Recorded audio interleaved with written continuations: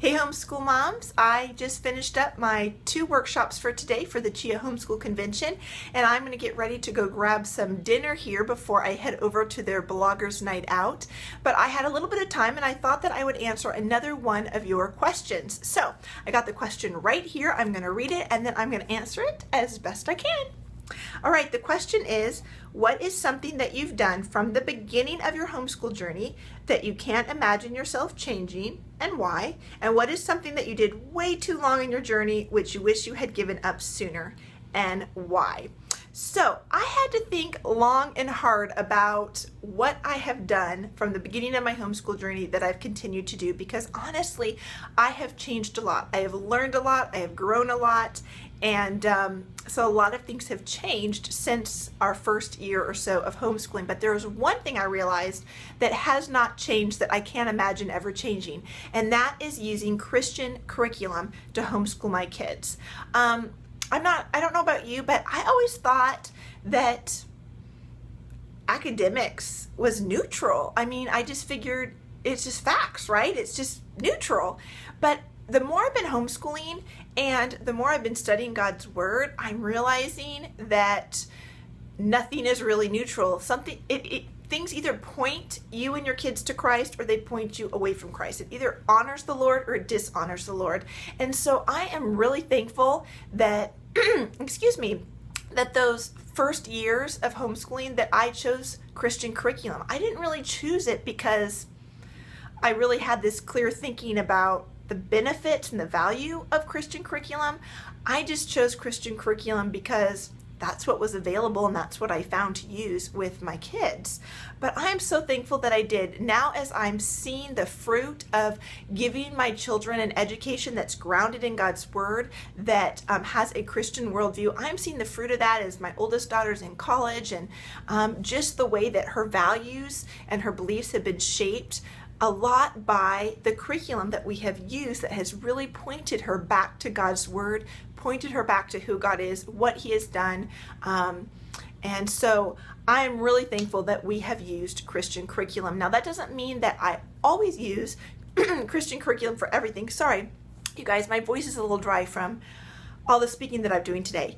But it doesn't mean that we always use Christian curriculum. I do pick up a little workbok here or there at the teaching supply store, or at Walmart or Costco or whatever to use with my kids. But for the most part, we stick to Christian curriculum, especially for our core subjects. It also doesn't mean that I don't want my kids to know about other beliefs and other opinions. I absolutely want my kids to know about other religions and other worldviews, and about other things that are going on in the world that we don't agree with. I want them to know about that. I want them to be prepared when they go out into the world themselves. I don't want them to be shocked at what's out there. I want them to be prepared.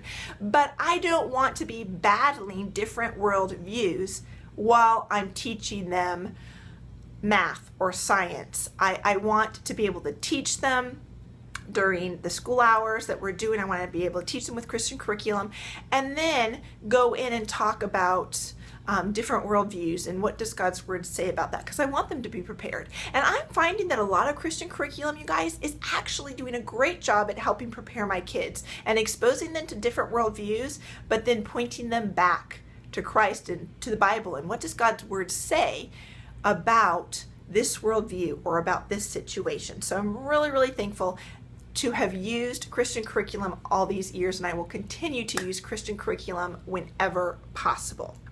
Now, the next part of that question was, what's something that I did way too long that I wish I had given up sooner? I knew exactly what I was going to say for this one, because this is something that my oldest daughter reminds me of often.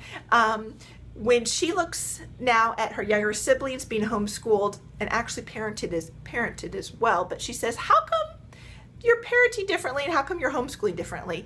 So I know that in the first few years of our homeschooling journey, I was so worried about having gaps in my child's education and my oldest daughter's education.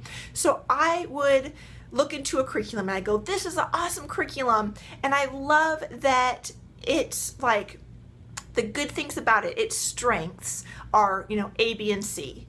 But I'm reading reviews and it says that this curriculum, although it's really good at A, B, and C, it's kind of lacking in, X, Y, and Z. And I'm thinking, oh my goodness, well, we have to cover X, Y, and Z, whatever that is, we have to cover it.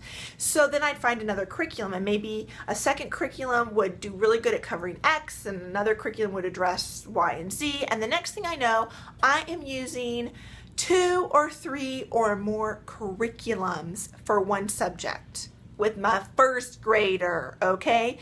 Yeah, that's my first year of homeschooling, you guys. I totally overwhelmed myself and my daughter those first few years of homeschooling because I was trying to fill every single little gap. And so we were doing several curriculums for different subjects. And I wish we hadn't done that. I wish I had given that up sooner. What I'm realizing, especially for elementary, math, language arts, and then exposure to history and science. And I'm realizing now that my kids are going to have gaps in their education. Guess what? I had gaps in my education. And even if we covered everything, my kids can't retain everything. They're not going to retain everything. So they're going to have gaps even if I taught them everything anyways. So I think the best thing to do is just pick a curriculum, use it, and don't worry about those gaps. So I really wish I had given that up sooner. My poor oldest daughter, she says she's the guinea pig, and she was.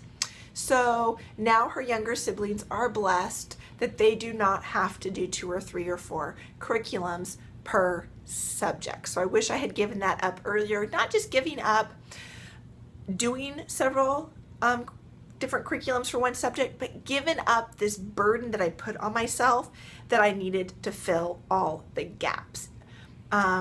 So now we're free of that, and I think we're enjoying homeschooling more. My kids are enjoying homeschooling more, and things are, well, I was going to say they're a lot easier, but when is homeschooling ever easy? It's not. But it's just not. Is it easy for you? It's not easy for me, but it's a lot freeing, and there's not a burden on me that I have to do all and be all and give my kids every little piece of information. So that's something that I wish I had given up sooner.